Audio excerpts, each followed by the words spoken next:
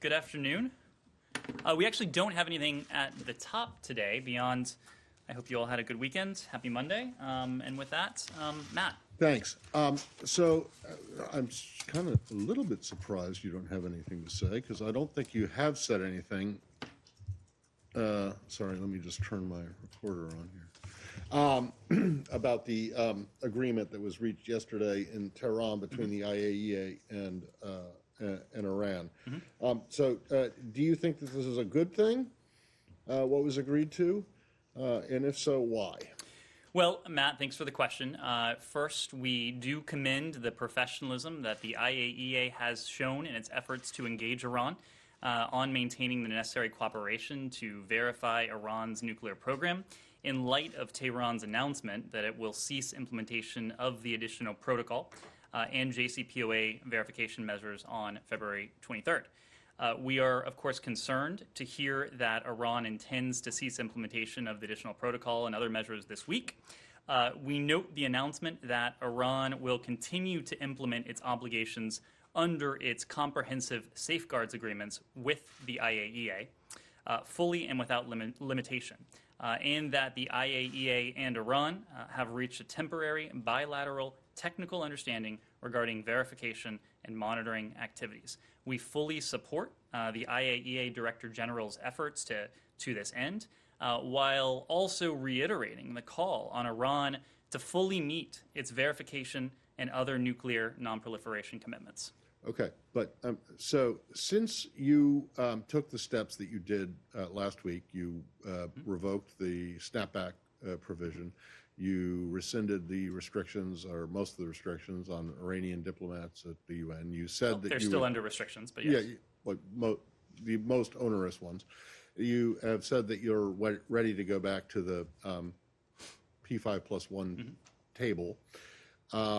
You also revoked the FTO designation of the Houthis, an Iranian proxy, I think you'll accept, and you removed the Houthi leaders from their terrorism designation.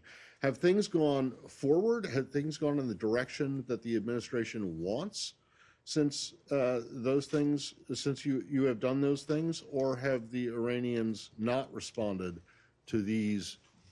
And I won't use the word, but some people have used the word concessions. I'm glad you're not using the word. Some people have.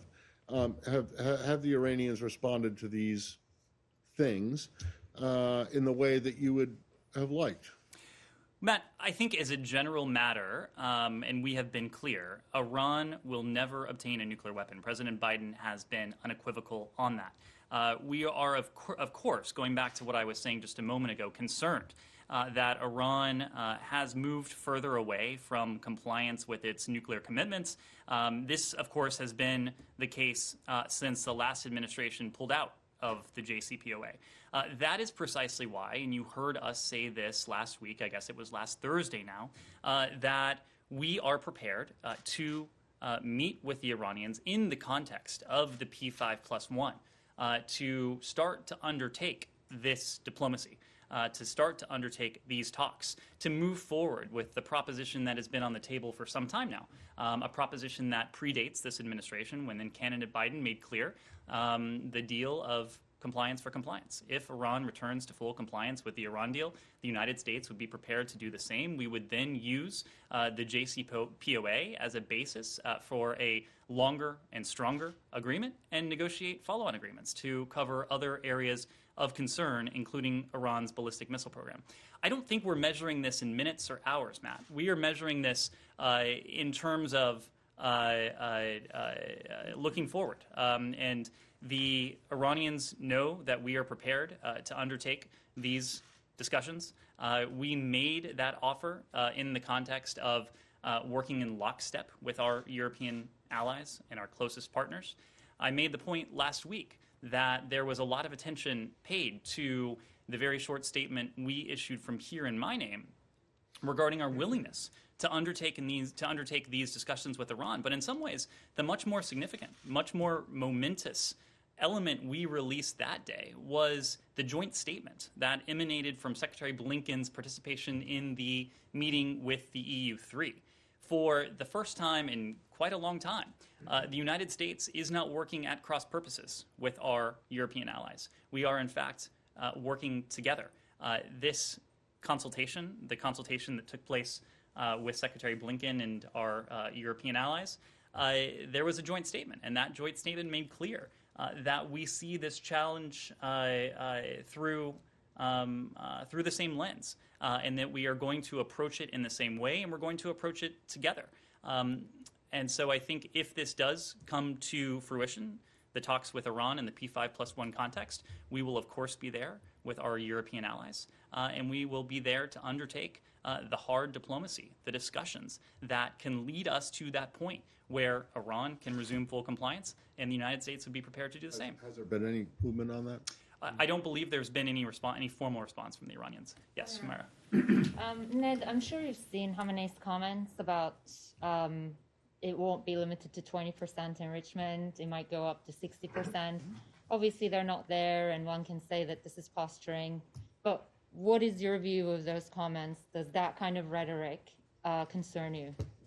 Well, I think I would reiterate what I said before. We are, of course, concerned that Iran has, over time, moved away from its commitments under the JCPOA. This, of course, started long before this administration, and in fact started under the last administration, when the last administration left the JCPOA. That said, there is now a proposition on the table. There is a broad proposition at play. If Iran returns to full compliance, we will be prepared to do the same with the caveats that I noted before. But there's also a specific proposition on the table. The United States will be willing to engage the Iranians in the context of the P5+1. So rather than posture from this podium, I think we are going to reiterate the proposition that is on the table. We certainly hope the Iranians will be willing to be there because we believe that together in the P5+1 context, that is where we can make progress on these difficult issues and questions that remain. And then on the same thing, so this kind of rhetoric makes everyone think that they're going to take quite a hard line. Is there any plan or is there any consideration on the side of U.S. perhaps to provide some goodwill gestures that could be like the IMF loan or the European credit facility? Any consideration towards making any of those? I think what we have said still stands. The United States is willing to meet with the Iranians in the context of the P5+1. There is a lot that would still need to be worked out. This is a broad proposition that is on the table, shorthand being compliance for compliance. It is complicated, it's complex. The way in which we get there is what we would want to discuss in the context of that P5+1 discussion. Yeah, Michelle. But don't you have any comment or reaction to Khamenei's statements when he said that Iran could boost uranium enrichment to 60%? And any reaction to the attack on the American embassy today after Erbil attack last week? My comment is precisely what I told your colleague Matt and Humaira, that over time we, of course, are concerned by the steps Iran has taken to move away from its compliance with the JCPOA. In this case, this is what sounds like a threat.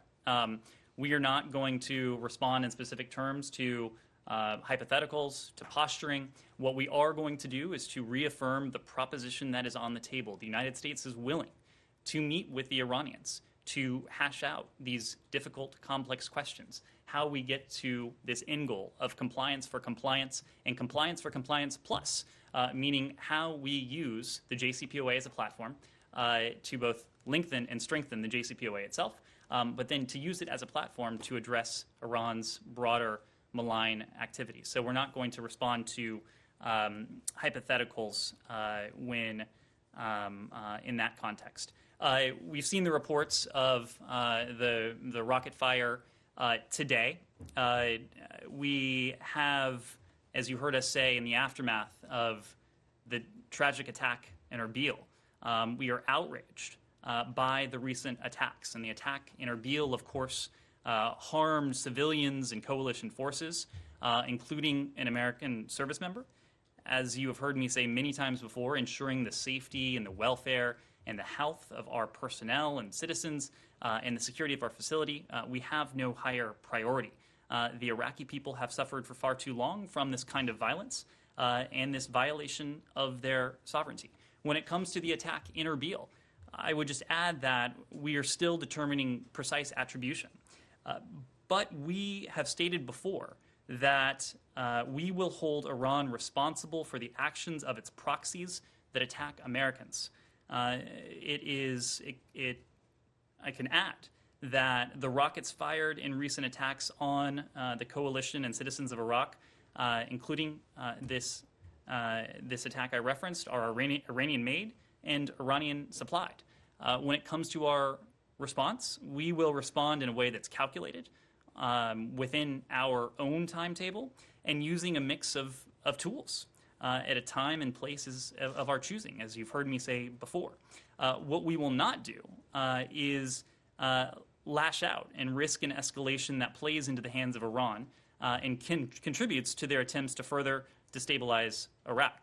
You have also heard me say that any response will be done in coordination with our Iraqi partners and in coordination with the coalition as well. And do you have any update on the investigation?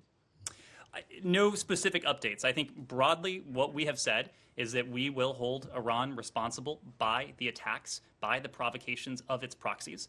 We know that many of these attacks have used Iranian-made, Iranian-supplied weapons. But this is something that remains under active investigation by... I thought you had said that this one did. Have you determined that the rockets were Iranian? And which one are you talking about? Today's or the Erbil? Nope. I'm saying that broadly speaking, we have seen that many of these attacks have used Iranian-made, Iranian-supplied weaponry. Or the previous I wouldn't want to get ahead of the investigation. Staying on Iran for 1 moment. Dr. Namazi was the Iranian courts dropped his case or commuted his sentence over a year ago, and he still hasn't been allowed to leave the country. I wonder if you have any specific comment on that. And also, the Iranians have denied that they're in talks with you about hostage swaps. So I wonder if you can just clarify, are these direct or indirect discussions? Well, I understand that our special presidential envoy for hostage affairs, Ambassador Carstens, issued a message this morning. Today, I believe, is 5 years since the elder Mr. Namazi has been in Iran. You also heard National Security Advisor Jake Sullivan issue a very strong message to the Iranians yesterday. What he said was, we will not accept a long-term proposition where Iran continues to hold Americans in an unjust and unlawful manner. It will be a significant priority of this administration to get those Americans back home safely. As Jake, the National Security Advisor Sullivan, also said yesterday, we have channels to communicate with the Iranians about the unjust, unlawful detention of American citizens in Iran, and we are using them. I wouldn't want to go beyond that, however. Nord Stream 2. Some of us read over the weekend about the report that went from the State Department to Congress, not sanctioning or identifying for sanctioning any other entities involved in Nord Stream 2. On Friday, you mentioned the possibility, without confirming, of private discussions about Nord Stream 2. Would those be negotiations among two more democracies about whether the pipeline can go forward? Is the State Department taking the lead, or is it another branch of the executive branch? And then what are the overall parameters of those talks, and is Ukraine included? Well, let me just say broadly, we have said across every challenge and opportunity we face that we will take them on in close coordination and consultation with our allies and partners. So I think it is fair to say that nothing we would do in this context would take our close allies and partners by surprise. Let me just give you a little bit of background because I know we haven't been able to go into this before. So I do want to give a little bit of background on the report you mentioned. So on Friday, as you alluded to, the department did submit a report to Congress on the Nord Stream 2 pipeline project as required by the Protecting Europe's Energy Security Act, or PISA, as amended. Very late Friday. But it was still Friday. Yeah, it was. For some of us, yeah. This is a report for Congress. I know we're There's Had to stay up and work. there's intense interest. In the report, the United States identified Russia-based KVT Rus as an entity knowingly selling, leasing, or providing the vessel Fortuna for the construction of the Nord Stream 2 pipeline project. The department determined that the vessel Fortuna was engaged in pipe laying or pipe laying activities at depths of 100 feet or more for the construction of the Nord Stream 2 pipeline during the relevant time period. Pursuant to PISA, as amended, KVT Rus is therefore subject to U.S. sanctions. The report also includes a list of entities that have engaged in good faith efforts to wind down activities related to the Nord Stream 2 project during the relevant time period, and therefore are not subject to U.S. sanctions at this time. This is a list that includes over 15 entities, and it demonstrates that the legislative goals and our actions are having a good effect. We continue to examine entities involved in potentially sanctionable activity. We have been clear that companies risk sanctions if they are involved in Nord Stream 2. And this gets to your question. In the initial weeks of this administration, we conducted this assessment. We consulted with our European allies and partners, and we delivered this report to Congress on Friday, as I said. Are there more talks going on? And is Ukraine involved in those talks on Nord Stream 2, since that would be the primary transit country that the gas would go through? So, of course, energy security is a constant topic of discussion with our closest allies and partners. I wouldn't want to detail or read out any of those beyond that we've already spoken to. But again, when it comes to our allies and partners, it is fair to say that they would not be taken by surprise in any action we would take, nor would they be surprised by any approach or strategy we are taking to this issue broadly, whether it's Nord Stream 2 or energy security across the board. Yeah, in the back. On Iran, some reports indicate that there is an appeal now from the Biden administration about Iran's foreign minister's suggestion of synchronized approach. Is this something now the U.S. government would consider? And also on Yemen, the special envoy to Yemen will travel today to the region, and State Department statement said he's going to travel to the Gulf countries, some Gulf countries. Can you give us specifics about which countries he will visit during this travel, and what has been changed since last visit that would bring him back to the region? Let me start with your second question first. And we did put out a media note just a little bit ago. But as that announcement says, U.S. Special Envoy Linder King is traveling to several Gulf countries this week. He will be meeting with senior government officials in the region, as well as with the UN Special Envoy for Yemen, Martin Griffiths. U.S. Special Envoy Linder King's discussions will focus on our dual-track approach to end the war in Yemen, a lasting political solution to the conflict, and humanitarian relief for the Yemeni people. As we have spoken about from this podium, and as you heard, Special Envoy Linder King, it was last week now, we see this as an urgent priority.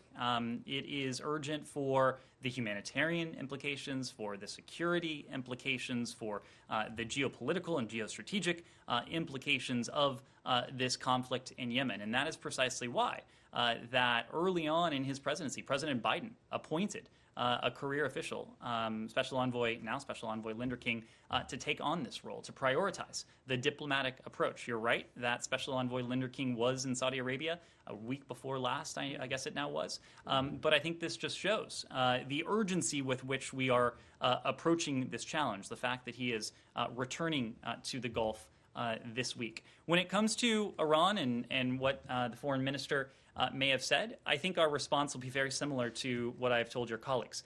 We're not looking to posture from podiums. We are looking to engage in discussions and to start those discussions in the construct of the P5+1, precisely what we announced last week now, that the United States would be willing to meet with the Iranians in the context of the P5+1. Again, having reached that conclusion following Secretary Blinken's meeting with his E3 counterparts, and after several weeks of close consultations with our allies, including our European allies, with our partners, and of course with members of Congress. Hasn't the situation in Yemen gotten demonstrably worse over the course of the last? Matt, the situation. Well, hasn't it not? Forget about. I'm not trying to draw any causal link. Hasn't the situation gotten worse? Is that your understanding? The situation in Yemen has been heartbreaking. It has been tragic for years now. I wouldn't want to measure it again on the basis of hours or even days. What we are looking to do is to bring an end to this conflict in Yemen. Yemen now being home to the world's worst humanitarian catastrophe, to bring relief to the long-suffering people of Yemen and to put an end, or at least to diminish the humanitarian plight under which they live. We've done a lot on Iran. Maybe let's move around. Lalit? Thank you. I wanted to ask you about India-China disengagement. The two countries has completed their disengagement in one part of the border territory in Leh and Ladakh. Do you have any comments on that? How do you see the development? Well, we are closely following reports of troop disengagement. We welcome the ongoing efforts to de-escalate the situation. We will, of course, continue to monitor the situation closely as both sides work towards a peaceful resolution. Do you think China should withdraw its troops from the other part of the border where it has encroached upon in recent months? We're continuing to monitor the situation. We certainly welcome the reports of de-escalation, and we're closely following those initial reports of troop disengagement. One more India question about the COVID-19 vaccines. In recent months and weeks, India has supplied or donated COVID vaccines to several countries, in fact, dozens of them. The last one landed today in Mongolia. How do you see that India offering its vaccines to other countries where people need it very badly? And is there any scope for cooperation between India and US on coronavirus pandemic, and which areas they are? When it comes to the broad issue of coordination between the United States and India on COVID-19, I would say that cooperation between our two countries builds on decades of successful partnership in health and biomedical research.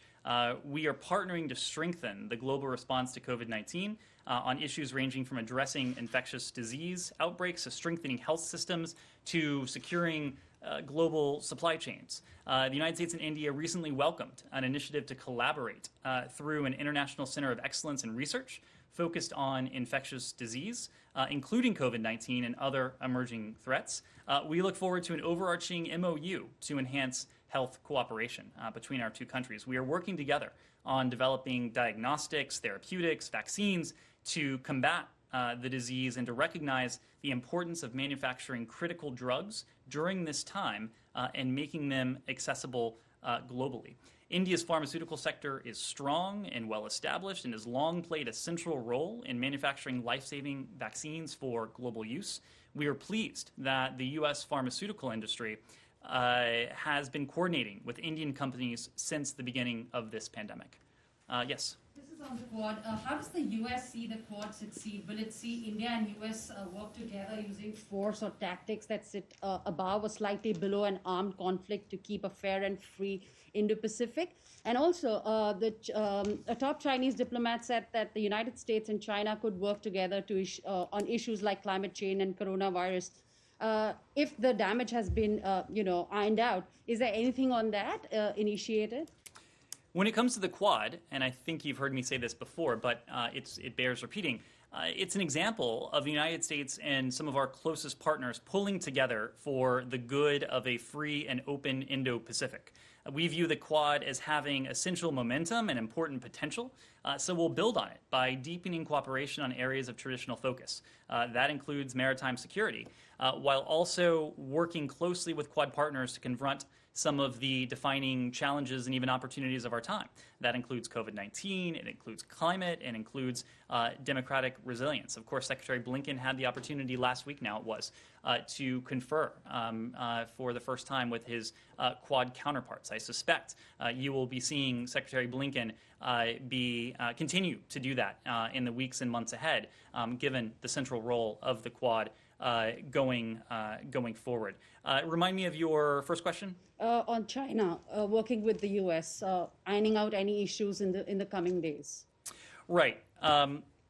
Look, I think you're referring to State Councilor Wang Yi's comments. Yeah. I think his comments reflect a continued pattern of Beijing's tendency to avert blame for its predatory economic practices, its lack of transparency, its failure to honor its international agreements, and its repression of universal human rights. We'll continue to stand up for our democratic values when human rights are being violated in Xinjiang, Tibet, or elsewhere in China, or when autonomy is being trampled in Hong Kong. You've heard us speak before about the way in which we will approach China and China through the prism of competition from a position of strength. And again, you have heard me say in this briefing that we will work closely with our allies and partners across the board. That's precisely what we're doing with the Quad. It's precisely what we're doing with our allies and partners in Europe. It's precisely what we're doing with our allies and partners in the Indo-Pacific to approach China from a position of strength. Yes. So, Ines Bohl from Deutsche Welle. This is a question regarding China and Germany. So, Germany has not yet made a final decision on whether to exclude Huawei from its critical 5G infrastructure. Does the State Department think that Angela Merkel, our Chancellor, should block Huawei? Well, I think what is true is that there has been rather frequent dialogue on the security challenges and the technological challenges that China poses. We know that, especially when it comes to countries with whom we have a close alliance or partnership, and of course that includes Germany, that we have to confront this challenge together. China's abuse, China's predatory practices, China's export of tools it uses to further its brand of techno-authoritarianism. It is something we are working very closely with our partners and allies, and that includes Germany. But what exactly does that mean when it comes to the 5G infrastructural rollout in Germany? If Huawei would be in the game, what would that mean?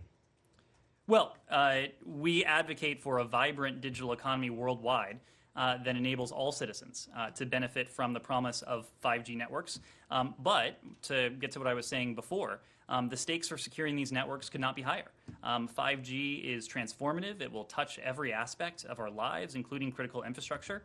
And it's something that, of course, we are discussing very much with our partners and allies. We're deeply concerned about the dangers of installing networks with equipment that can be manipulated, disrupted, or controlled by the PRC, which, as I was alluding to before, has no conception of privacy or even human rights in that extent. So it will be a continued area of discussion and cooperation. Yes. Yeah, on the Western Sahara, any update on the review that you're making towards the policy there? No update for you at the moment. I think what we have said broadly still applies. We welcome the new steps Morocco is taking to improve relations with Israel.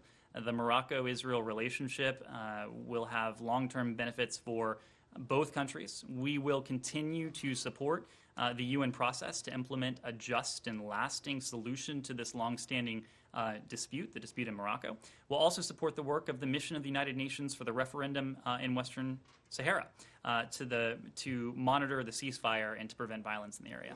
Sorry, you said you would support the process. The UN process. The UN, well, yeah, but the UN process leading to a plebiscite? No, I said we will support the work of the mission. Does that mean that you don't recognize the Western Sahara area as a part of Morocco? It means I don't have any updates for you. Yes. Follow up on Nord Stream 2. Yes. So you said you had consulted with your allies ahead of the report, but does it concern you at all that Ukrainian and Polish foreign ministers wrote an op-ed calling for further action? And what is your response to Republicans who say this just doesn't go far enough to actually halt the pipeline? Well, I think I said before that we will continue to monitor activity that could lead to additional penalties, including sanctions. But I think it would be wrong to think of sanctions as the only tool in our toolbox here. But the other element that I would stress, and I said this earlier, is that yes, we did announce the designation of KVT Rus.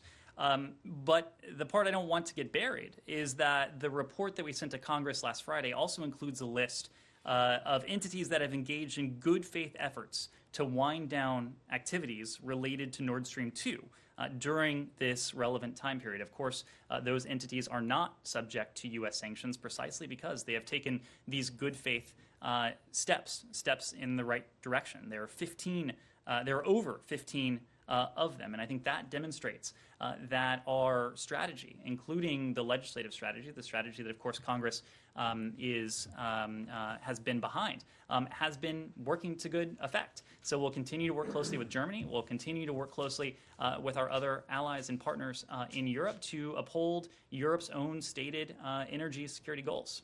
So I think it's a bit disingenuous to claim credit for the 18 companies winding down. All of this work was done under the previous administration. Matt, You guys have only been in only been in office for a month, right? Are you telling me that in the last Matt, 4 weeks, these 18 companies all of a sudden decided to say, "Oh my God, we better not do Matt, anything with Nord Stream 2"? I am speaking for the all of that.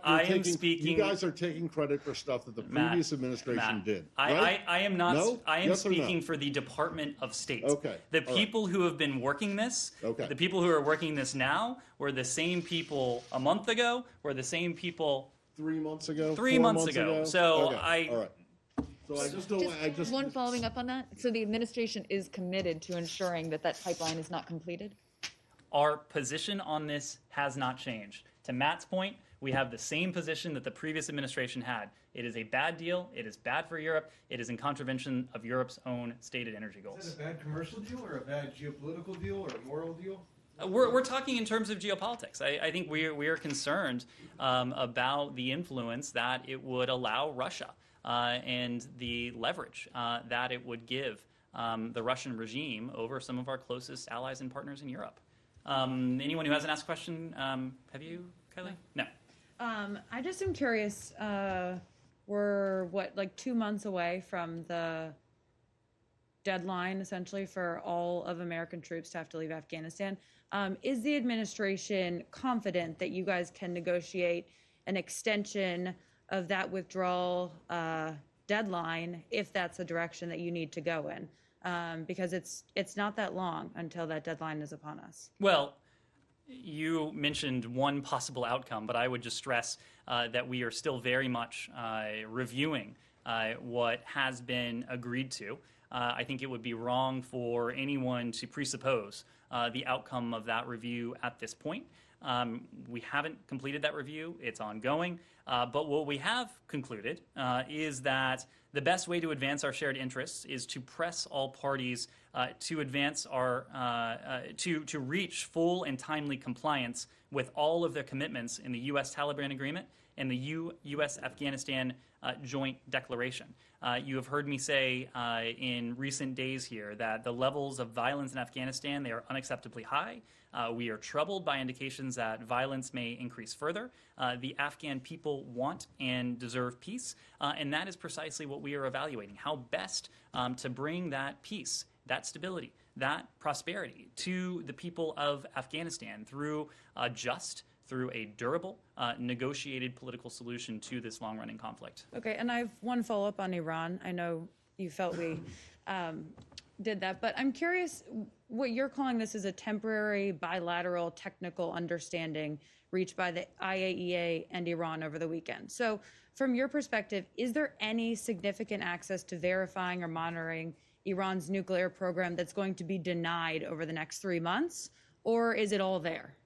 I would refer you to the IAEA for its assessment of this deal. What we have said is that we commend the professionalism of the IAEA. We fully support the Director General in his efforts to this end. The IAEA Director General is a true professional, a true expert.